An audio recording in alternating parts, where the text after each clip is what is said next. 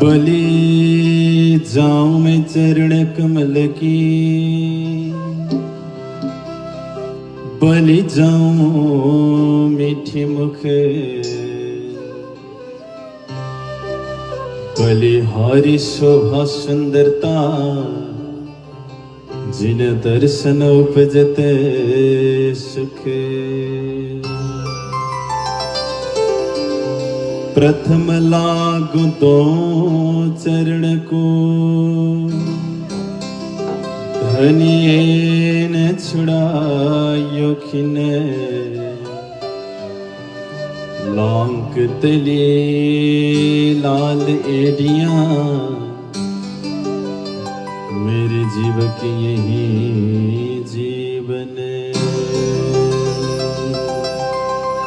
In पांव तले पड़ी रहूं, धनी नजर खुलो बातन, पलन वालों निरखु नेत्रे, मेरे जीव की यही जीवन। पलन वालों निरखो नेत्रे, मेरे जीव की यही जीवन। अब खेलो उपज के कहो कारण, ये दो इच्छा भई उत्पन्न, बिना कारण कारज नहीं हुए, सो कहो या कि कारण दोए, सो कहो या कि कारण दोहे। मैले हिजो मृत्युलोकको विषयमा थोरै कुरा गरेको थिएँ, किनकि हामी जहाँ छौँ त्यो विराटलाई एकचोटि जान्नुपर्छ। गाई पनि कतै बस्नु पर्यो भने एकचोटि सुँग्छ अनि मात्रै बस्छ। हामी पनि जुन ठाउँमा बसेका छौँ यो ठाउँलाई बुझ्न जरुरी छ। त्यसैले विराट पठाउनु भयो सबैभन्दा पहिले महामती प्राणजी महाराजले तारतम सागर ब्रह्मवाणीमा। अहिले हामीले मोबाइलमा नेट खोलेर गुगलमा सर्च गर्यौं, वेयर एम आई भनेर सर्च गर्यौं भने त्यो गुगलले हामी बसेको स्थान बताइदिन्छ। त फलानो ठाउँमा बसेको छस् भनेर म्याप खोलेर हेर्ने हो भने देखिन्छ आफूले आफैलाई। त्यस्तै हाम्रो अध्यात्म विज्ञानमा पनि पहिले नै गुगलको माध्यमबाट आफ्नो स्थानको विषयमा जानकारी प्राप्त गर्ने प्रविधि विकसित भइसकेको थियो। त्यसकारण म अब अध्यात्म साइन्सको आधारमा यो ठाउँको गुगलले भेट्ने लोकेसन भन्दैछु। सबैभन्दा पहिले त मृत्युलोकमा जानुपर्छ, किनकि हामी मृत्युलोकमा छौँ। मृत्युलोकमा 7 द्वीपहरू छन्, 7 सागरहरू छन्। त्यो मध्येको जम्बुद्वीप, जम्बुद्वीप सबैभन्दा मध्यमा छ र सबैभन्दा सानो पनि छ। जम्बुद्वीपको लम्बाइ चौडाइ 1 लाख योजन मात्रै हो, तर जम्बुद्वीप भित्र पनि 9 खण्डहरू छन्। त्यो 9 खण्ड मध्ये हामी भारतवर्षमा छौँ। भारत खण्डमा पनि 9 खण्डहरू छन्, जसमध्ये हिन्दुस्तानमा हामी छौँ। हिन्दुस्तान भनेर केवल भारत मात्रै होइन, नेपाल पनि हिन्दुस्तान भित्रै पर्छ। हिन्दुस्तान भित्रको नेपाल देशमा छौँ, अनि झापा जिल्लामा छौँ, दमकमा छौँ, लखनपुरमा छौँ, अनि पाठक परिवारको घरको प्राङ्गणमा हामी उपस्थित छौँ। बोलो कृष्ण कन्हैया लालको। त यो भारतवर्ष अति महान छ। महामती प्राणजी महाराजले पनि त्रिलोकमै उत्तम खण्ड भरतको तामी उत्तम हिन्दू धर्म भनेर हिन्दू धर्म र भारत खण्डलाई उत्तम मान्नु भएको छ। उहाँले केवल जम्बुद्वीपलाई मात्रै लिनु भएन, उहाँले केवल मृत्युलोकलाई मात्रै लिनु भएन, उहाँले पातालदेखि सत्यलोकसम्म लिनुभयो। किनकि त्रिलोकमा पाताल, मृत्युलोक र सत्यलोक आउँछ। त्यो मध्येको सबैभन्दा उत्तम भारतवर्ष हो, त्यसमा हामी बसेका छौँ। र पुराना किरन्तनमा गएर पनि महामती प्राणजी महाराजले भन्नुभयो, वृथा का निगमोरे पामी पदार्थ चार उत्तम मानखो खण्ड भरथनो श्रेष्ठ कुली शिरदार। हे सज्जन वृन्द, हे मनुष्यजन, हे विवेकशील प्राणी, व्यर्थमा तिमी किन गुमाउँदैछौ चारवटा अनमोल चिजलाई प्राप्त गरेर। एउटा मानवतन प्राप्त भएको छ, अर्को भारतवर्ष प्राप्त भएको छ, अर्को श्रेष्ठ कलियुग प्राप्त भएको छ, अनि अर्को शिरदार यानी कि सद्गुरु महाराजको प्राप्ति हामीलाई भएको छ। तर हातमा आएको धनलाई हामीले चिन्न सकिरहेका छैनौं। झरेपछि थाहा हुन्छ कि कति अनमोल चिजलाई मैले पक्रेर बसेको थिएँ भनेर। वास्तवमा यो भारतवर्ष भनेको कर्मभूमि हो। अरू ठाउँमा गएर कर्म गर्न पाइँदैन, भोग्न मात्रै पाइन्छ। यानी कि यहाँ कमाउन सकिन्छ, यहाँ जहाँ जाने पनि टिकट भेटिन्छ। जुन ठाउँमा हामी बसेका छौँ, यदि हामीलाई स्वर्ग जान मन लाग्यो, स्वर्ग जान मन लाग्यो भने कर्मको टिकट भेटिन्छ। यदि हामीलाई वैकुण्ठ जान मन लाग्यो भने उपासना रूपी टिकट भेटिन्छ।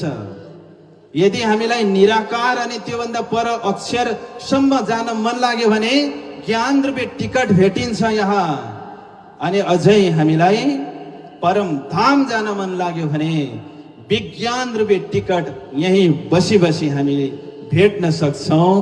किनकि यो कमाउने ठाउँ हो, यो खर्च गर्ने ठाउँ होइन। हामी जब सात पातालमा जान्छौं, यदि गयौं भने त्यहाँ उपभोग्य चिजहरूको पनि कमी छैन। तर अधोगच्छन्ति तामसा भनेको छ श्रीमद् भगवत गीतामा। जब कोही व्यक्ति स्वर्ग जान्छ, त्यहाँ गएर यहाँ कमाएको खाने हो, त्यही गएर कमाउने होइन। त्यसकारणले गर्दा यो मृत्युलोकमा पनि भारतवर्ष भनेको नेपालको काठमाडौँ जस्तो हो। काठमाडौँबाट मुलुकका हरेक क्षेत्रमा जान सकिन्छ। पोखरा जान पनि सकिन्छ, चितवन जान पनि सकिन्छ, विराटनगर जान पनि सकिन्छ, भद्रपुर आउन पनि सकिन्छ, ताप्लेजुङ जान पनि सकिन्छ।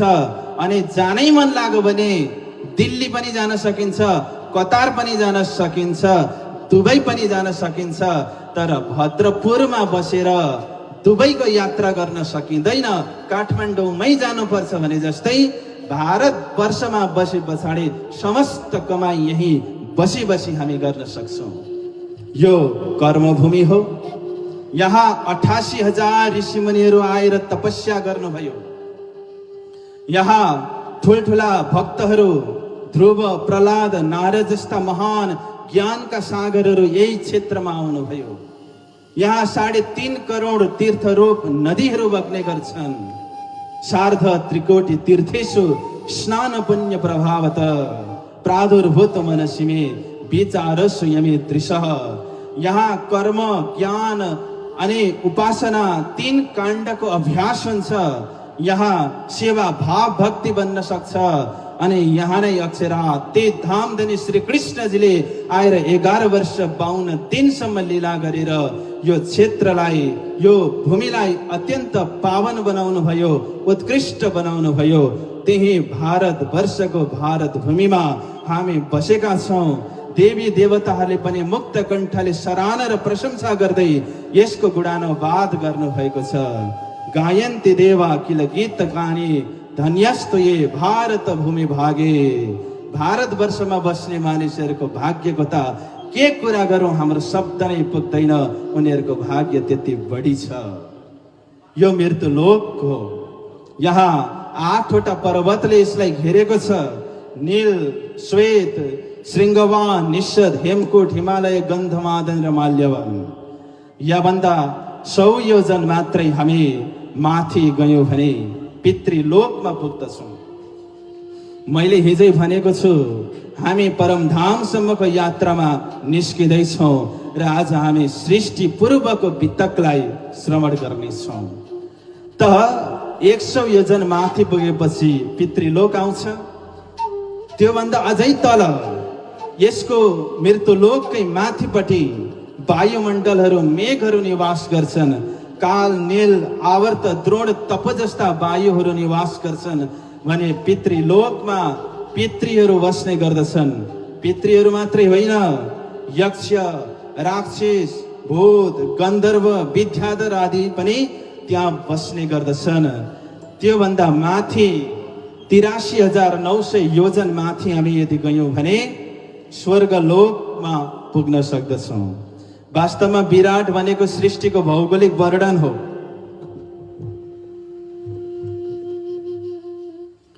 स्वर्गलोकमा मुख्य 3 प्रधान सुखहरू छन्: पारिजात, कल्पवृक्ष र कामधेनु।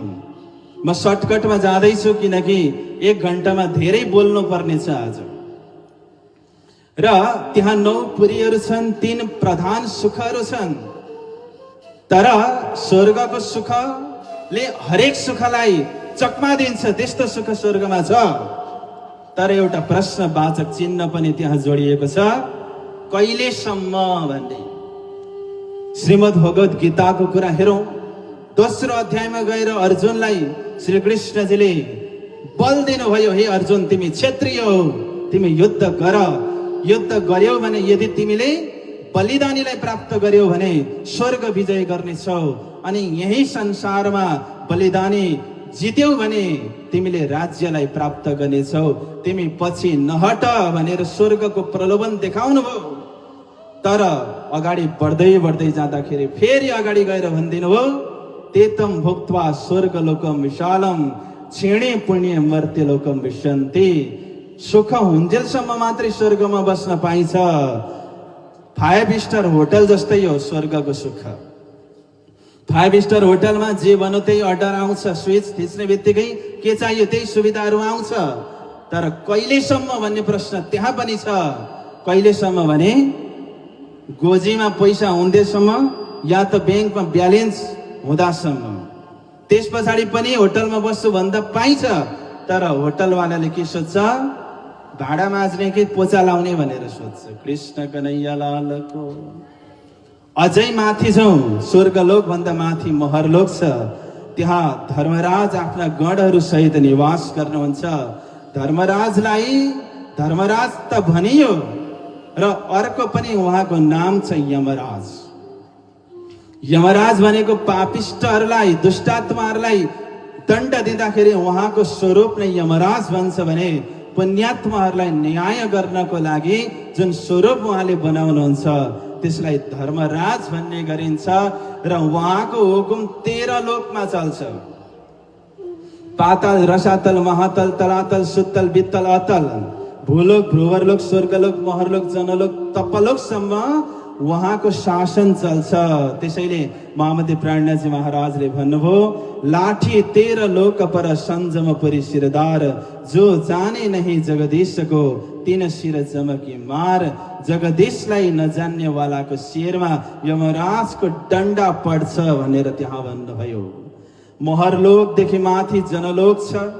जनलोकमा ब्रह्माजीका मानसिक पुत्रहरू सनक, सनन्दन, सनातन र सनत कुमार बस्नुहुन्छ। त्यति मात्रै होइन, भृगु, वशिष्ठ, मरीचि, अंगिरा, अत्रि, वशिष्ठ, पुलत्स्य, पुलह, क्रतु, दक्ष, नारद आदि पनि त्यहाँ निवास गर्नुहुन्छ। जनलोक भन्दा माथि तपलोक छ। तपलोकमा अष्टाङ्ग योग गर्नेहरू क्रमैले तपलोकलाई प्राप्त गर्छन्। तपस्वीहरूको यो लक्ष्य हो भने त्यहाँभन्दा माथि सत्यलोक छ। सत्यलोकमा त्रिदेव निवास गर्नुहुन्छ। सत्यलोकमा 4 प्रकारका मुक्तिहरू प्राप्त हुन्छ। सालोक्य, सामिप्य, सारूप्य र सायुज्य मुक्ति। सालोक्य मुक्ति भनेको सोही लोकलाई प्राप्त गर्नु। सारूप्य मुक्ति भनेको सोही रूपलाई प्राप्त गर्नु। सामिप्य मुक्ति भनेको नजिक गएर बस्न पाउनु। सायुज्य मुक्ति भनेको भगवान भित्र अन्तर्निहित भएर बस्न पाउनु। 4 वटा मुक्ति यहाँ प्राप्त हुन्छ भने तपको प्रतापबाट सालोक्य मुक्ति प्राप्त हुन्छ। भक्तिको प्रतापबाट सामिप्य मुक्ति प्राप्त हुन्छ। ध्यानको प्रतापबाट सारूप्य मुक्ति प्राप्त हुन्छ भने ज्ञानको माध्यमबाट सायुज्य मुक्ति प्राप्त हुन्छ। वास्तवमा भगवानको रूपको ध्यान गर्दा गर्दै कति बेला ऊ भगवान स्वरूप बन्छ उसैलाई थाहा हुँदैन। किनकि हामी जसको ध्यान गर्छौं उसको रूप पनि त्यस्तै बदलिएर जान्छ। एउटा सानो म उदाहरण दिन्छु। कुमाल कोठी भन्छ, कतै कतै कमल कुटी पनि भन्छ। त्यो एउटा किरा हुन्छ। त्यसले के गर्छ भने उसले आफै बच्चा पार्दैन, उसले अन्डा पनि पार्दैन, उसले बच्चा जन्माउँदैन पनि। फेरि यतिका धेरै कमल कुटीहरू कहाँबाट आए भन्दा त्यो कमल कुटीले एउटा किरालाई लिएर जान्छ अनि त्यो माटोको पाल भित्र लगेर थुनिदिन्छ। ऊ आफू पनि भित्रै बस्छ। कहिलेकाहीँ उसले त्यो किरालाई डस्छ, कहिलेकाहीँ भयानक गर्जना निकाल्छ, भू भू भू भू भू गरेर। गर्दा गर्दै 3-4 दिनमा त्यो भित्रको किराले अरू केही पनि भन्न र सोच्ने फुर्सदै पाउँदैन। उसले के भन्छ, कमलकोटी कमलकोटी कमलकोटी भनेर जाप गर्छ। 3 दिन पछाडि त्यो किरा स्वयं कमलकोटी भएर निस्किन्छ। बोलो कृष्ण कन्हैया लालको। किनकि हामी जसको चिन्तन गर्छौं त्यही हामीमा आउँछ। त्यसैले कलश ग्रन्थको जागनीको प्रकरणमा, कलश हिन्दुस्तानी ग्रन्थको प्रकरण 24 मा गएर उहाँले भन्नुभयो, प्राणजी महाराजले, लगोगे जो दुःखको तो दुःख तुमको लागसी, याद करो निज सुखको तो दुःख तुम थे भागसी। जस्तो तिमी चिन्तन गर्छौ तिमी त्यस्तै बन्छौ, यो भनाइ गौतम बुद्धको पनि हो। What you think so you become। जस्तो तिमी सोच्छौ तिमी त्यस्तै बन्छौ। म एउटा घटना सुनाउँछु। कसैले विवेकानन्द, स्वामी विवेकानन्दजीको स्केच गर्दै थियो। स्केच गर्नु भनेको सामुन्नेमा बसेर त्यो व्यक्तिलाई हेरेर ऊ जस्तै नक्सा बनाउन तुरुन्तै। यो फोटो खिच्ने पनि होइन, कल्पना गरेर नक्सा बनाउने पनि होइन। व्यक्ति अगाडि बस्छ, उसको अनुहारलाई हेरेर कलाकारले नक्सा उतार्छ। त्यो स्केच गर्नेवाला अगाडि बसेको थियो। स्वामी विवेकानन्दजीले आफ्नो गुरु रामकृष्ण परमहंसको विषयमा बोल्दै हुनुहुन्थ्यो। उहाँले यस्तो विलक्षण प्रवचन गर्नुभयो।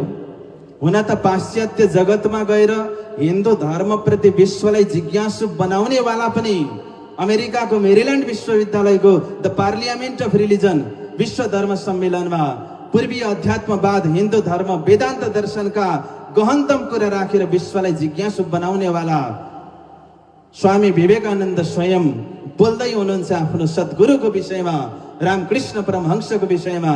उहाँले बोल्नुभयो, आफ्नो गुरुजीको यशोगान गर्दै गर्दै बनाउनेवालाले नक्सा बनाउँदैछ, अन्तिममा त्यो नक्सा बनाउनेवाला पागल भयो।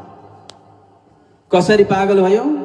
उसले नक्सा बनाउन खोजेको थियो स्वामी विवेकानन्दको, तर नक्सा बनिदियो रामकृष्ण परमहंसको। बोलो कृष्ण कन्हैया लालको। यानी कि यति तन्मयताभित्र डुब्नु भयो कि स्वामी विवेकानन्द रामकृष्ण परमहंसजीको विषयमा चिन्तन गर्दा गर्दै उहाँको रूप नै रामकृष्ण परमहंसको जस्तो बनिदियो। यो ध्यानमा यो शक्ति हुन्छ सुन्दर साथी भक्तजन। र म यो 4वटा मुक्तिको कुरा गर्दैछु। वैकुण्ठ लोकमा वास्तवमा भगवान विष्णुले 24 अवतार धारण गर्ने पनि यही वैकुण्ठबाटै हो। सनकादिक, बराह, नारद, नारायण, कपिल, दत्तात्रेय, यज्ञ भगवान, ऋषभदेव, पृथ्वीराज, मत्स्य अवतार, कुर्म अवतार, मोहनी अवतार, धन्वंतरी अवतार, नृसिंह अवतार, वामन अवतार, परशुराम अवतार, व्यास अवतार, बलराम अवतार, राम अवतार, कृष्ण अवतार, हयग्रीव अवतार, हंस अवतार, बुद्ध अवतार र कल्की अवतार गरेर यी 24 अवतारहरू पनि त्यहाँबाट जरुरत अनुसार हुन्छ। 4 युगहरू छन्, सत्ययुग, त्रेतायुग, द्वापर युग र कलियुग। एउटै युगमा कति अवतार गर्ने त्यो जरुरत अनुसार उहाँ अवतार धारण गरेर आउनुहुन्छ। मैले 14 लोकको कुरा गरेँ, वैकुण्ठको कुरा गरेँ, त्यहाँ पनि सुखको कुनै कमी छैन। किनकि विकुण्ठ यानी कि जहाँ कुनै कुण्ठा छैन, कुनै वैकुण्ठ हो, त्यहाँ पनि सुखता छ।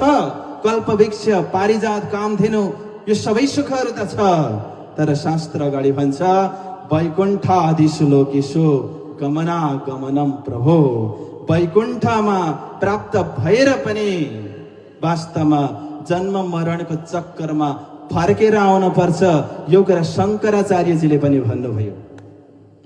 पुनरपि जननम पुनरपि मरणम पुनरपि जननी जठरे शयनम इह संसारे खल दोस्त्यारे कृपया पारे पाहि मुरारे भज गोविंदम गोविंदम भज मूढमते। एकचोटि मिठो जय जयकार लगाइदिनुहोस् ताकि निद्रा आउँदैछ भने पनि भागोस्। कृष्ण कन्हैया लालको, सद्गुरु महाराजको। किनकि निद्रा आउने भनेको यति बेलै हो। तीमाथि गर्मीले पनि सपोर्ट गरिरहेको छ। कृष्ण कन्हैया लालको। प्रेरणाजी महाराजले भन्नुभएको छ, तुता केवल माया रो पापिणी बोल्या लैते बात श्रवण एते साम्भलवा नदिदा आलस बगाई तेरे साथ भन्नुभयो। वास्तवमा निद्रालाई चाहिँ मायाको एकदम ठुलो हतियार अरे। किनकि यो आउँदाखेरि एक्लै आउँदैन, दुईवटा हतियार लिएर आउँछ अरे। एउटा आलसी आउँछ, हाम्रो भाषामा ओङ आउँछ, ओङ। अनि हाई आउँछ। ओङ र हाई आए पछाडि निद्रा रानीले आफ्नो काखमा लिएर जानुहुन्छ। वास्तवमा निद्रा केलाई लाग्छ भने कानलाई लाग्छ, आँखालाई लाग्ने होइन। किनकि निद्रा लागे पछाडि कानले सुन्न छोड्छ अनि पो आँखा बन्द हुन्छ। कृष्ण कन्हैया लालको। हामीले वैकुण्ठसम्मको दृश्यलाई एउटा भूगोलको माध्यमबाट हेर्यौं र योभन्दा बाहिर अष्टावरण छ। पृथ्वी, जल, अग्नि, वायु, आकाश, मन, बुद्धि, चित्तको आवरण छ। जसरी एउटा प्याज हुन्छ, बाहिर आवरणहरू पत्र पत्र धेरै हुन्छ, त्यसै गरी यो 14 लोकलाई 8वटा आवरणले घेरेको छ। श्रीमद् भगवत गीता 15 अध्यायमा भन्नुहुन्छ, भूमि राप नलो वायु खम मनो बुद्धिरेव च अहंकार इतियम्य भिन्ना प्रकृति रष्टदा भनेर अष्टावरणको कुरा गर्नुभयो। यसैलाई श्रीमद् भागवतमा भगवानको स्थूल स्वरूप भनेर उहाँले वर्णन गर्नुभयो। एतद् भगवतो रूपम मया स्थूलम तेभ्य हृतम मया मह्यादिभिश्चावरणे रष्टभिर्वैरावृतम भनेर। यो भन्दा माथि ज्योतिष स्वरूपको स्थान छ। ज्योति स्वरूप भनिरहँदाखेरि दिमागमा ज्योति नै ज्योति होला, प्रकाशै प्रकाश होला भन्ने आउँछ। तर वास्तवमा नाम ज्योति स्वरूप भए पनि यो घोराती घोर अन्धकार छ। यसलाई नै एउटा मायाको रूप भनेर प्रेरणाजी महाराजले किरन्तन ग्रन्थमा वर्णन गर्नुभयो। पहिले पेड़ देखो मायाको जाको नपाइए पार जगत जनेता जोगनी सो कहावत बालकुमार। ब्रह्मा विष्णु रुद्र जन्मे हुई तीनों की नार निरलिप काहुन लेपहि नारी हे पर नाई आकार। वास्तवमा माता पिता बिना जन्मी आपे बन्जा बिन्ड पुरुष अङ्ग छोयो नै और जाए सब ब्रह्माण्ड। यो प्रकारले मायाको रूपको वर्णन गर्नुभयो। वास्तवमा मायाबाटै त्रिगुणको उत्पत्ति भएको हो। त्रिगुणबाट त्रिदेवको उत्पत्ति भएको हो। त्रिदेवबाट सचराचर विश्व जगतको उत्पत्ति भएको हो। जलजानव लक्ष्याणि स्थावरम लक्ष्य विंशति क्रिमयो रुद्र लक्ष्याणि पक्षिणाम दश लक्ष्यका त्रिंश लक्ष्याणि पशुव चतुर्लक्षणी मानव भनेर 84 लाख जुनीको वर्णन गरिएको छ। यो त्रिदेवबाट उत्पत्ति भएको हो। त्रिदेव त्रिगुणबाट उत्पत्ति भएको हो। त्रिगुण ज्योतिष स्वरूपबाट उत्पत्ति भएको हो। वास्तवमा जन्मदात्री हो, तर आफूलाई म कुमारी नै छु भन्छे। यस्तो धूर्त मायाको स्वभाव छ। प्रेरणाजी महाराजले भन्नुभयो। वास्तवमा यसको माता पनि छैन, यसको पिता पनि छैन। आफैमा ऊ बाँझी छे, कसैसँग आसक्त पनि हुँदैन, तर ऊ आफै आमा पनि बन्छे। यो खालको स्वरूप ज्योतिष स्वरूपको छ। ज्योतिष स्वरूपबाट 64 देवीहरूको पनि उत्पत्ति भएको हो। यो पनि भगवानको स्थूल शरीर अन्तर्गतै आउँछ। यहाँभन्दा माथि गायत्री देवीको स्थान छ। वास्तवमा गायत्री देवीले तत्सवरेण्यम भनेर परब्रह्मको संकेत गरेको छ। गायत्री देवी स्वयं ब्रजराजको ध्यान गर्नुहुन्छ अनि गायत्रीले 4 वेदको गायन गर्नुहुन्छ। ऋग यजुर साम अथर्व वेदको नित्य निरन्तर गायन गायत्री देवीले गरिरहनु भएको छ। यो सबै भगवानको स्थूल शरीर अन्तर्गत आउँछ। यहाँभन्दा पर मोह तत्व छ। महतत्वलाई सूक्ष्म शरीर भनिएको छ। अतः परम सूक्ष्मतमम अव्यक्तम निर्विशेषणम अनादि मध्य निधनम नित्यम वाङ मनस परम। जहाँ मन बाणी चित्त केही पनि पुग्दैन, निराकारमय स्वरूप छ। त्यो निराकार यो सूक्ष्म शरीर भगवानको भनेर श्रीमद् भागवतमा भनिएको छ। तर श्रीमद् भागवतमा यो पनि कन्टिन्यू भनिएको छ कि भगवानको दुई स्वरूपको हे परीक्षित मैले वर्णन गरेँ, तर यो दुवै स्वरूपलाई जान्ने तत्त्वदर्शी पुरुषहरूले स्वीकार गर्दैनन्।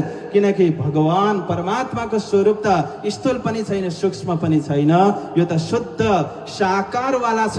यही कुरा वज्र वेदान्त श्रुतिमा शङ्कराचार्यजीले पनि भन्नुभयो कि साकारस्य विना सृष्टि निराकारस्य शून्यत्वात् शून्यस्य च अवस्तुत्वात् उभय पक्ष विभिन्नम वस्तु ज्ञानमोक्ष। वास्तवमा साकार भनेको नाशवन्त छ, निराकार भनेको निराकार शून्य भइहाल्यो। त्यहाँनिर सच्चिदानन्दमय भावनाको कमी हुन्छ। त्यहाँभन्दा पर शुद्ध साकार जो छ त्यो नै मुक्तिको कारण भन्नुभयो।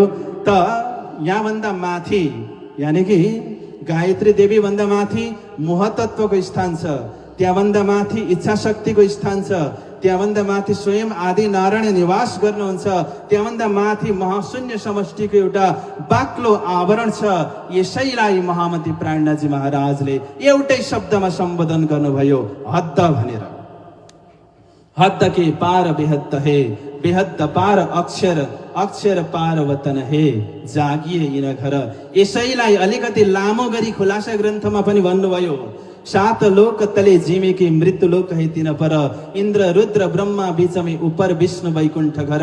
निराकार वैकुण्ठ पर तिन पर अक्षर ब्रह्म, अक्षरातीत ब्रह्म तिन पर यौकै इसैकाई नाम। प्राणनाथजी महाराजले भन्नुभयो अक्षरातीत ब्रह्म नै सर्वोत्कृष्ट हुनुहुन्छ, सर्वाध्यक्ष हुनुहुन्छ, सर्वपरिमेय हुनुहुन्छ। यो कुरामा कुनै शङ्का छैन। केवल प्राणनाथजी महाराजले मात्रै यो कुरा भन्नुभएको होइन, उहाँले जो कुरा भन्नुभएको छ शास्त्र सम्मत भन्नुभएको छ। त्यस कारणले गर्दाखेरि आउनुहोस् हामी कठोपनिषदको माध्यमबाट हेरौँ कि पुरुषोत्तम को हुनुहुन्छ, सच्चिदानन्द को हुनुहुन्छ, परमेश्वर को हुनुहुन्छ, परमात्मा को हुनुहुन्छ। म गीताको प्रमाण पनि दिन्छु, बृहत सदाशिव संहिताको प्रमाण पनि दिन्छु, पुराण संहिताको प्रमाण पनि दिन्छु, कठोपनिषदको प्रमाण पनि दिन्छु। वास्तवमा सच्चिदानन्द भनेको को हो, पुरुषोत्तम भनेको को हो, उत्तम पुरुष भनेको को हो, त्यसको नाम के हो, धाम के हो, लीला के हो र स्वरूप कस्तो छ, यस विषयमा म छोटकरीमा वर्णन गर्नेछु।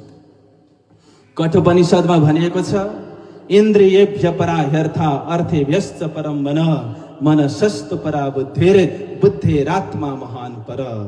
वास्तवमा इन्द्रिय भन्दा पर विषय छ। इन्द्रिय भनेको 5 कर्मेन्द्रिय, 5 ज्ञानेन्द्रिय, यिनीहरूलाई इन्द्रिय भन्ने गरिन्छ जो हाम्रो शरीरभित्र छ। कर्मेन्द्रिय भनेको कर्म गर्नेवाला, जस्तो हात भयो, मुख भयो, गोडा भयो, यिनीहरूले कर्म गर्छन्, यिनीहरू कर्मेन्द्रिय हुन्। वाक पाडी पाद उपस्थ पायो, 5 कर्मेन्द्रियहरू छन्। अनि श्रवण त्वचा नेत्र रसना नासिका सबै घाँटी भन्दा माथि ज्ञानेन्द्रिय छन्। कान भयो, छाला भयो, आँखा भयो, नाक भयो, अनि श्रवण त्वचा नेत्र रसना जिब्रो भयो, यो ज्ञानेन्द्रिय अन्तर्गत आउँछ। तर यो भन्दा पनि सूक्ष्म, यो भन्दा पनि विशाल, यो भन्दा पनि व्यापक, यो भन्दा पनि बलवान विषय छ। किनकि विषयतर्फ इन्द्रिय आकर्षित हुन्छ, यो नियम हो। वास्तवमा श्रवण त्वचा नेत्र रसना नासिका रूप रंग स्पर्श गन्ध आदि विषयहरूमा आकृष्ट छ। श्रवण कान शब्दको पछि भाग्छ। कसैले बोलायो यदि भने हामी पुरै शरीरलाई नै घुमाएर उपट्टि हेर्छौँ, यो कानको शक्ति हो। किनकि शब्द कान भन्दा पनि बढी शक्तिशाली भयो। किनकि कसैले बोलाएको सुनेर हामी उपट्टि फर्केर हेर्छौँ भने त त्यो शब्द कान भन्दा शक्तिशाली भयो नि, तब हामी हेर्छौँ। त्यसकारणले इन्द्रियेभ्य परा ह्यर्था अर्थे व्यस्त परम मन। वास्तवमा विषय भन्दा पनि बढी शक्तिशाली मन छ। मनको यो थोरै कुरा गरौँ अब। श्रीमद् भगवत गीतामा अर्जुनजी श्री कृष्णजीलाई भन्नुहुन्छ चञ्चलम हि मन कृष्ण प्रमाथि बलभद्रडम तस्याहम निग्रहम मन्ये वायुरिव सुदुष्करम। वास्तवमा यो मन चाहिँ यति शक्तिशाली छ, हठिलो छ, बलवान छ, दृढ छ कि बरु हावालाई एकछिन बसमा ल्याउन सकिला तर मनलाई बसमा ल्याउन सकिँदैन। जब हामी ध्यान गर्न बस्छौँ यो चञ्चल चञ्चल चञ्चल भइदिन्छ, किनकि चञ्चलता यसको धर्म हो। मनको विषय भनेकै संकल्प र विकल्प गर्ने हो। हामी अहिले यहाँ छौँ, सबैजना एकचोटि इमानदार भएर मलाई उत्तर दिनुहोस्, तपाईको मन कहाँ पुगेको छ? खुसी लाग्यो यही छ भनेर, तर यो चाहिँ यो शोभा चाहिँ केवल यस क्षेत्रमा मात्रै मैले पाएँ। किनकि आफू बसेकै स्थानमा मनलाई पनि राख्नुपर्छ। वास्तवमा ध्यान योग भनेको त्यही हो। मनको धर्म भाग्ने हो। प्राणजी महाराजले भन्नुभयो, यो मन त कति भाग्छस् भाग, तँलाई म रोक्दिन, किनकि तँलाई रोके भने त म तेरो स्वभावको विरुद्धमा जान्छु। त्यसैले तँलाई म भगाउँछु, तर भाग्ने स्थान दिन्छु। जुन जुन स्थान दिन्छु त्यही त्यहीमा भाग त। 25 पक्ष परमधाम भित्र त भाग भनेर 25 पक्ष दिनुभयो मनको लागि। कहिले त रङ्गमहलमा जा, कहिले हौजकोसर तलाउमा जा, कहिले पुखराजीमा जा, कहिले माडिक पहाडमा जा। माडिक पहाडको पनि कहिले 12,000 भोम माथिको चाँदनीमा जा, कहिले 12,000 को 12,000 हारे चेहबच्चामा जा, कहिले बनकी नेहरमा जा, कहिले 4 हार हवेलीमा जा, कहिले बडिराङमा स्थित 8 सागरमा जा। त नरोकी एकैछिन, त जति भाग्न सक्छस् भागेको भागै गर, तर परमधाम भन्दा बाहिर नआइज। कृष्ण कन्हैया लालको। त मन शक्तिशाली छ। मन भन्दा पनि शक्तिशाली बुद्धि छ, बुद्धि भन्दा शक्तिशाली चित्त छ, चित्त भन्दा शक्तिशाली अहम यानी कि आत्मा छ। आत्मा कति शक्तिशाली हुन्छ म रास ग्रन्थको प्रवचनको सन्दर्भमा त्यतिलाई भन्ने छु, या त प्रकाश ग्रन्थको प्रवचनको सन्दर्भमा पनि म भन्ने छु।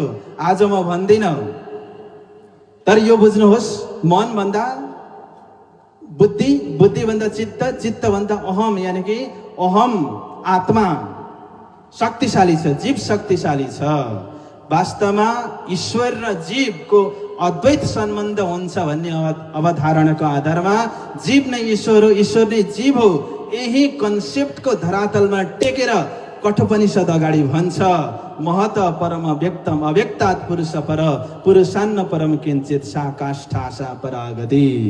के भन्छ भने ईश्वर भन्दा पनि पर अव्यक्त अक्षर छ, अव्यक्त अक्षर भन्दा पर पुरुष छ, पुरुष भन्दा अर्को पर कुनै पर छैन। कुनै सा काष्ठा सा परागति, ऊ परम गति हो भनेर परम पुरुषको संकेत कठोपनिषदले गरेको छ। अब देवी भागवतको कुरा गरौँ थोरै। वास्तवमा यो संसारका जीवहरूले आत्माहरूले मान्ने भनेको त्रिदेवलाई हो। त्रिदेवलाई छोडेर अरूतिर हतपत यो जीव जाँदैन। अब त्रिदेवले चाहिँ कसको उपासना गर्छन् त देवी भागवतमा स्पष्ट उल्लेख गरेको छ। द्विभुजम मुरलीहस्तम किशोरम गोपवेशिणा स्वेच्छामयम परम ब्रह्म परिपूर्णतमन्त्रभम ब्रह्मा विष्णु शिवाध्यश्च स्तुतं निर्गणैर्नुतं निर्लिप्तं साक्षी रूपं च निर्गुणं प्रकृते परम। दुई भुजावाला स्वरूप किशोर स्वरूप गौलोकीय श्री कृष्ण जी को यिनीहरूले भक्ति गर्छन्। यो देवी भागवतको प्रमाणको आधारमा मैले भने। अब गोलोकी नाथले पनि कसलाई भज्नुहुन्छ यसको पनि प्रमाण सुन्नुहोस् गर्ग संहिताको आधारमा। विष्णुश्च वैकुण्ठ निवास कृच्च क्षीरोदवासी हरिरेव साक्षात् नारायणो धर्म सुतस्तथापि गोलोकनाथो भजते भवन्ताम। गोलोकनाथले पनि भजिएको पर ब्रह्म स्वरूप तपाईँ हुनुहुन्छ भनेर यो गर्ग संहितामा प्रार्थना गरिएको छ। र श्रीमद् भगवत गीतामा उसलाई उत्तम पुरुष भनेको छ। द्वाविमौ पुरुषौ लोके क्षरस्ताक्षर एव च क्षर सर्वाणि भूतानि कुटस्थक्षर उच्यते उत्तम पुरुषस्तन्य परमात्मेत्युदारित। दुईवटा पुरुषहरू छन्, एउटा क्षर पुरुष छ, अर्को अक्षर पुरुष छ। सम्पूर्ण जीवात्माहरू प्राणीहरू क्षर अन्तर्गत आउँछन्। अक्षर पुरुष त कुटस्थ छ, त्यो भन्दा पनि पर अर्को एउटा पुरुष छ जसलाई उत्तम पुरुष भनिन्छ। उत्तम पुरुषस्तु अन्य परमात्मे इति उदारित, ऊ नै परमात्मा हो भनेर ठोक्पा गरिएको छ यो श्रीमद् भगवत गीताको 15 अध्यायमा। पुरुषोत्तम योग जसलाई सबैभन्दा उत्तम योग भनेर चिनिएको छ, त्यहाँ यो कुराको निर्णय दियो। अब त्यो श्रीमद् भगवत गीताले भनेको उत्तम पुरुष परमात्मा को हो? अनि भागवतमा हिजै महाराजीको मुखारविन्दबाट तपाईले सुन्नुभयो। भागवत महात्म्यको पहिलो श्लोक सच्चिदानन्द रूपाय विश्वोत्पत्त्यादि हेतवे भनेर कसलाई भनियो भन्दाखेरि, सच्चिदानन्द कसलाई भनियो, उत्तम पुरुष कसलाई भनियो, सुप्रिम ट्रुथ गड कसलाई भनियो, यहाँ संहिताले यसको स्पष्टीकरण दिएको छ। चाहे बृहत सदा संहिताको कुरा गरौँ, चाहे पुराण संहिताको कुरा गरौँ, कृष्ण एव अक्षरातीत सच्चिदानन्द लक्षण भनेर भनिएको छ। कृष्ण भनेकै, श्री कृष्ण भनेकै सच्चिदानन्द लक्षणले युक्त स्वरूप हो भनेर भनियो भने, श्री कृष्ण साक्षरातीत पुरुषोत्तम संगीत भनेर अन्तिममा कुरो गएर ठोकियो का?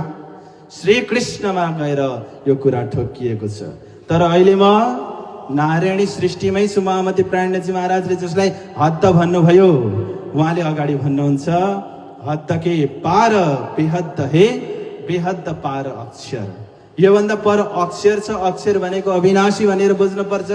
अक्षर अन्तर्गत 4वटा फेकल्टी छ, 4वटा विभाग छ अक्षरभित्र। वास्तवमा अव्याकृत ब्रह्म, सबलिक ब्रह्म, केवल ब्रह्म र सत्स्वरूप ब्रह्म अक्षरभित्र पर्दछन्। र क्रमले जाने हो भने सबैभन्दा पहिले अव्याकृत ब्रह्म आउँछ। अव्याकृत ब्रह्ममा 2वटा स्थान छ, अपर प्रणव ब्रह्म र पर प्रणव ब्रह्म। यो ज्ञानको कुरा हो, थोरै बोरिङ हुन सक्छ, तर म लीलामा प्रवेश गर्दैछु।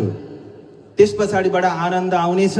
यसलाई सुन्ने ताकत राख्नु होला सुन्दर साथजी भन्ने अनुरोध पनि गर्छु म। किनभने अलिकति झिरिमिटी जम्मा नगरिकन मुडो सल्किँदैन। यहाँनिर मुडो सल्काउने काम गर्दैछु म। यो अव्याकृत भित्र 2वटा फेकल्टी, अपर प्रणव ब्रह्म र पर प्रणव ब्रह्म।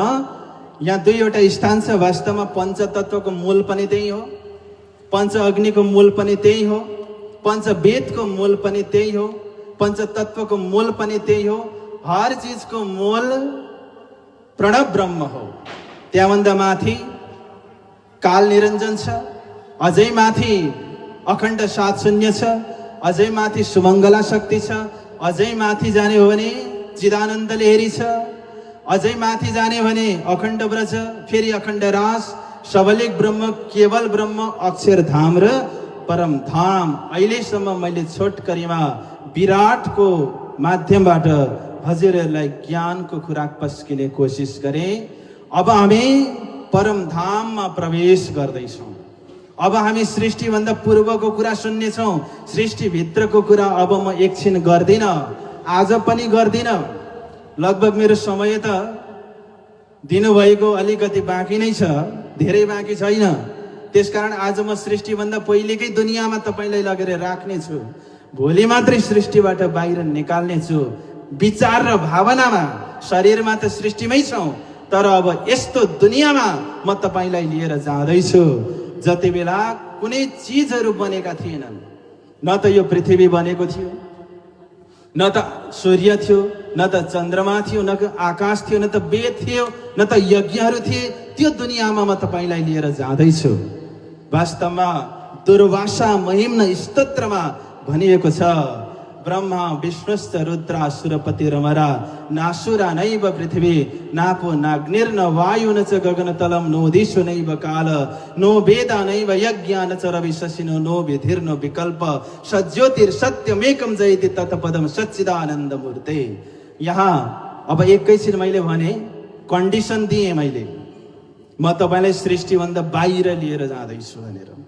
यहाँ स्तोत्रको माध्यमबाट के भनियो, जति बेला ब्रह्माजीको उत्पत्ति भएको थिएन। र यहाँ शब्द तपाईँले सुन्नुभयो ब्रह्माजीको उत्पत्ति भनेर। जो उपजे सोतो रह्यो नै कोही, जो उत्पत्ति हुन्छ उसको विनाश निश्चित छ। यो कुरा पनि दिमागमा राख्नु होला। र ब्रह्मा विष्णु महेश कोही पनि उत्पत्ति हुनु भएको थिएन। सुरहरू पनि थिएनन्, असुरहरू पनि थिएनन्। न वायु थियो, न आकाश थियो, न पृथ्वी थियो, न जल थियो, न अग्नि थियो, न वेद थियो, न कुनै कर्महरू थिए, कुनै पनि चीजको अस्तित्व थिएन। यहाँ अस्तित्ववानलाई लक्ष्य गरेर अस्तित्वहीनको व्याख्या हुँदैछ थोरै।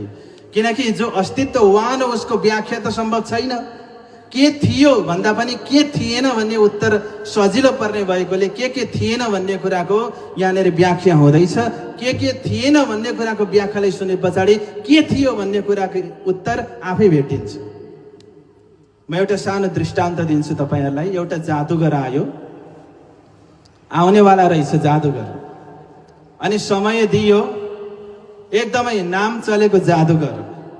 वास्तवमा जादु भन्ने बित्तिकै मान्छेको भिड त्यत्तिकै लाग्छ, किनकि दुनियाँले चमत्कारलाई नमस्कार गर्छ, यो उसको स्वभाव हो। यहाँ कुनै जादुवाला आउने थियो भने निम्तो दिनै पर्दैन थियो, मान्छेको भिड त्यत्तिकै लाग्थ्यो, यो मान्छेको स्वभाव हो। र एउटा जादुगर आउने भएछ र एउटा हलमा आउने भनेर पहिले नै घोषणा गरियो ताकि मान्छेहरू छिटो समयमा आउन् भनेर। यसैको बीचमा एकजना व्यक्तिले सोचेछ, जादुगरले जादु त देखाउँछ, पछाडि परियो भने त देखिँदैन, म अगाडि नै बस्छु भनेर 2 बजेको समय दिएको थियो, ऊ 12 बजे गएर बस्यो। एउटा हल थियो, सुनसान छ, अहिले खाली छ, केही पनि छैन, मान्छेहरू कोही आएकै छैनन्। ऊ अगाडि गएर कुर्सीमा बस्यो र कुर्सीमा बसेर सोचिरहेको थियो कि जादुगर कहिले आउँछ भनेर। हात चिसो चिसो भयो, एउटा हात माथि हेरेको परेवा रहेछ। उसले निश्चय गर्यो कि यो खुल्ला हलमा म मात्रै छैन, एउटा परेवा पनि वास्तवमा साँच्चीकै परेवा छ भन्ने कुरा उसले दिमागमा राखेर बस्यो। किनकि परेवाले चिसो बनायो, उसलाई थाहा भयो। बिस्तारै मान्छेहरू आउँदै आउँदै गए, माहौल भरिँदै भरिँदै गयो, महफिल जम्न थाल्यो। जादुगर पनि आयो, जादुगरले आएर जादु देखाउन थाल्यो। प्राय जादुगरले कस्तो जादु देखाउँछ भने रुमाल देखाउँछ, खुल्ला हुन्छ, केही हुँदैन, अनि त्यो रुमालले एउटा खाली टोकरीभित्र हाल्छ, फेरि फु गर्छ, अनि त्योबाट धेरै परेवाहरू निकाल्छ अनि उडाउँछ। त्यो जादुगरले त्यही गर्यो, एउटा टोकरी खालीबाट धेरै भन्दा धेरै परेवा निकालेर उडायो। सबै मान्छेहरूको दिमागमा के छ भने यहाँ सिलिङमा बसेका परेवाहरू, ती परेवाहरू कोही झ्यालमा गएर बसे, कोही ढोकामा गएर बसे, कोही पंखामा गएर बसे। हरेकको दिमागमा के छ भने यो परेवाहरू जादुगरले बनाएका नक्कली परेवाहरू हुन् भन्ने लागिरहेको छ। तर जो पहिल्यै त्यहाँनिर गएर कुर्सीमा बसेको थियो उसको दिमागमा यो नक्कली परेवाहरू मात्रै होइनन्, यहाँ एउटा असली परेवा पनि छ भन्ने कुराको उसको दिमागमा हुन्छ भनेको जस्तै यो दृष्टान्त भयो। अब सिद्धान्त चाहिँ नारायण रूपी जादुगर आएर यी जादुका कबुतरहरू जीवहरू बनाउनु भन्दा अगाडि पनि ब्रह्मात्माहरूको आफ्नो एउटा वितक थियो, इतिहास थियो। त्यसैले महामती प्राणनाथजी महाराजले प्रकट वाणीमा गएर भन्नुभयो, अब कहौं, अब म मूल कुरा गर्न जाँदैछु। ना ईश्वर ना मूल प्रकृति ता दिन कि कहूँ आप पावेती। जति बेला ईश्वर मूल प्रकृति केही भएको थिएन त्यति बेला पनि ब्रह्मात्माहरूको एउटा आफ्नो गौरवमय वितक इतिहास परमधाममा घटित थियो। त्यहाँ त्यो कुरालाई संकेत गर्नु भएको छ भने मार्फत सागर ग्रन्थमा पनि जब नै कछु पैदा हुआ जिमी या आसमान और ना चौदे तबक्क फिरस्ते दुनी जहान भनेर केही पनि नबनिकन, जस्तो नारायण सृष्टि पनि भएको थिएन, अक्षर ब्रह्मको हृदय अन्तस्करण विस्तार पनि भएको थिएन, ऊ माथि फरामसी परेको पनि थिएन, केही पनि थिएन, जिरो थियो, शून्य पनि थिएन। त्यो भन्दा पहिले पनि ब्रह्मात्माहरूको एउटा वितक थियो। ता दिन कि कौ आपा बिती त्यो वृत्तान्तलाई म भन्न जाँदैछु भने पछाडि यो सृष्टि बन्निनु भन्दा पूर्व पनि ब्रह्मात्माहरूको आफ्नो अस्तित्व थियो। कहाँ थियो त भन्दाखेरि दिव्य ब्रह्मपुर धाममा थियो, जसलाई परम धाम भनेर वर्णन गरिएको छ। न तद्भासयति सूर्य न शशाङ्क न पावक यद्गत्वा न निवर्तन्ते तद्धाम परमं मम। म त्यो परम धामको वृत्तान्त अब वर्णन गरेर सुनाउन जाँदैछु भनेर महामती प्राणनाथजी महाराज भन्नुहुन्छ। आउनुहोस् हामी पनि त्यो दिव्य परम धाममा प्रवेश गरौँ। वास्तवमा परम धाममा 25 पक्ष छन्। धाम तलाब कुञ्ज वन जो हे, तपाईहरुको तालीको शोभा यसमा आओस्। धाम तलाब कुञ्ज वन जो हे, माणिक नेरे बन की सोहे। पश्चिम चौगान बड़ो बन कहिए, पुखराजी जमुना जी लइए। आठों सागर 8 जिमी के, आठों सागर 8 जिमी के। 25 पक्ष श्री धाम धनी के, 25 पक्ष श्री धाम धनी के। बोलो 25 पक्ष परम धाम को, आज को आनंद को। यहाँ 25 पक्ष भनियो, यो 25 पक्षको नाम पनि हामीले जान्यौं। म यसमा एउटा विवेचन गर्छु। पहिले 25 पक्षको नाम सुनौ। धाम, धाम भनेको रंगमहल, तलाव, हौजको सिर तलाव, कुञ्जवन, कुञ्ज निकुञ्जवन, माणिक, माणिक पहाड, नेहेर बन की नेहेर, पश्चिम चौगान, बडवन, पुखराजी, जमुनाजी। 9 भयो। म त भित्रभित्रै गन्दै थिएँ, हजुरले गन्नुभयो कि भएन? गन्नुहोस्, म नाम भन्छु, तपाईँ 1 भन्नुहोस्, म अर्को नाम भन्छु 2 भन्नुहोस्, तर बुलन्द आवाजले भन्नुहोस्। धाम। यता मात्रै कुरा बुझ्नु भयो जस्तो छ। हजुरहरूको मुखमा त ताला। कृष्ण कन्हैया लालको धाम अझै आएन, खोइ त। म नाम भन्छु, हजुरहरू संख्या भन्नुहोस्। त्यहाँबाट पनि यहाँ बुबाहरूको आवाज सुनिनु पर्छ, ठीक छ? धाम, भेरी गुड।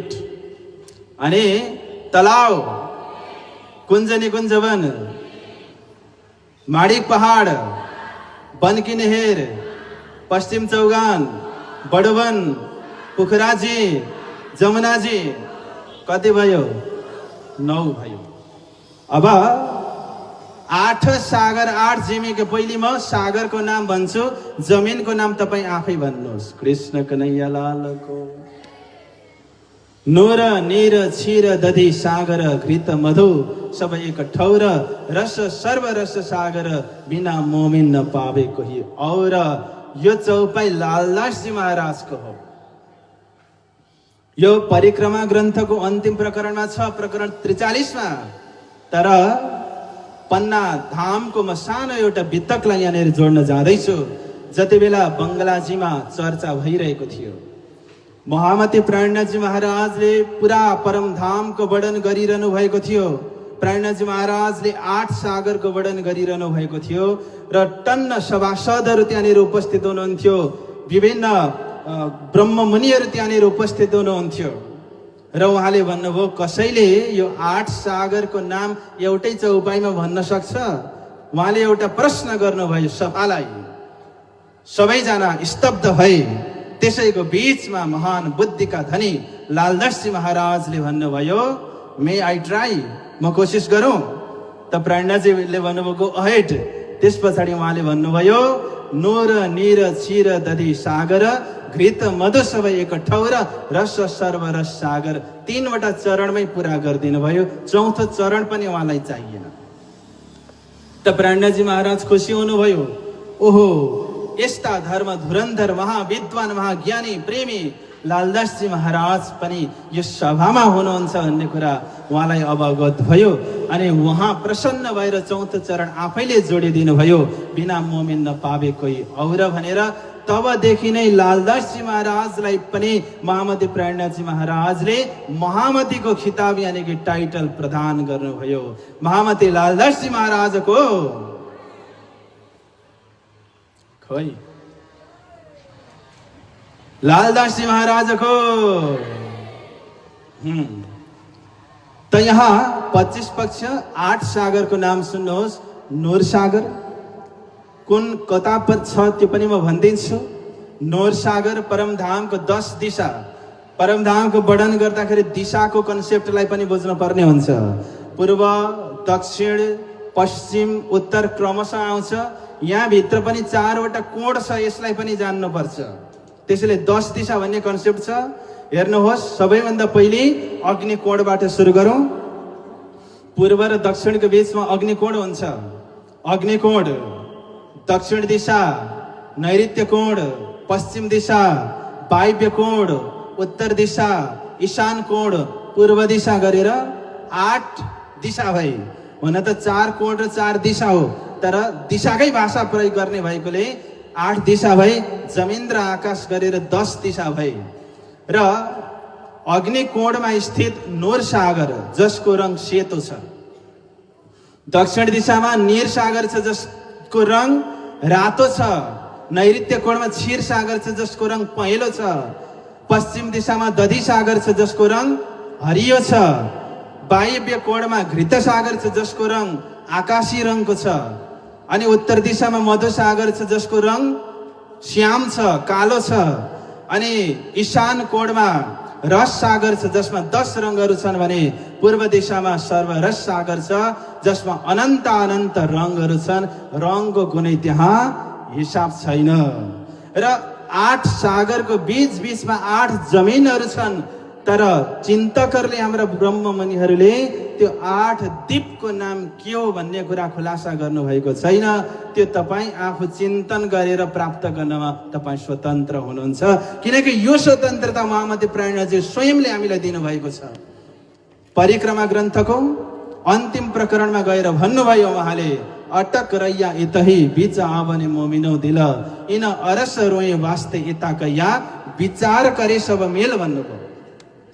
ए परमधामका सखीहरू, ए ब्रह्मात्मा ब्रह्ममुनिहरू, तिमीहरू आफै विचार गर्नु है अनि आफ्नो निज धाममा उठेर, आफ्नो निज स्वरूपमा उठेर आफ्नो निज नैले दर्शन गरेर त्यो शोभालाई अनुभव गर्नु भन्ने कुराको स्वतन्त्रता उहाँले दिनुभएको छ।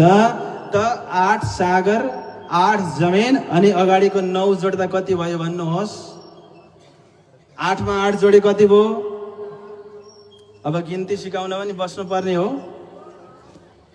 8 मा 8 जोडे 16, 16 मा 9 जोडे 25। यो 25 पक्ष परमधाम अरू कसैको होइन, हाम्रै हो। अब एउटा प्रश्न यहाँ जरुर छ कि त्यत्रो परमधाम भनेर हामीले लाग्यौं। 25 पक्ष 25 मात्रै, किनभने परमधाम त विशाल छ, त्यसको कुनै हिसाब किताब छैन। अर्सम त अपार है दिल में न आवे बिना सुमार, प्रेरणाजी महाराजले भन्नुभयो नि। 25 किन? यसको उत्तर म दिँदैछु। अर्सम त अपार है, परमधामका सम्पत्तिहरू खजनाहरू अपार छन्, त्यसको कुनै गणना छैन। तर दिल में न आवे बिना सुमार, दिलमा उत्रिँदैन हिसाब नगरिकन। यो शहुरको लागि हिसाब गर्नुपर्छ। उदाहरणको लागि कोही व्यक्ति अग्लो थियो भन्दाखेरि कसको लागि अग्लो भन्ने प्रश्न छ। 4.5 फुटको कोही व्यक्ति छ भने उसले 5 फुटको व्यक्तिलाई अग्लो छ भन्न सक्छ, तर 5.5 फुटको व्यक्तिको लागि त त्यो अग्लो होइन, होचो हो। त्यसकारणले गर्दाखेरि यहाँ सापेक्ष भाषाको प्रयोग गरियो। 25 पक्ष भनेर निरपेक्ष अमूर्त भाषाको प्रयोग गरिएन। परमधाम अग्लो छ रङ्गमहल भन्दाखेरि अग्लो त अग्लो, कति तले अग्लो? 1 तले घर सम्झिने हो भने 1 तलेको लागि 2 तले अग्लो हो। 5 तले सम्झिने हो भने 6 तले अग्लो हो।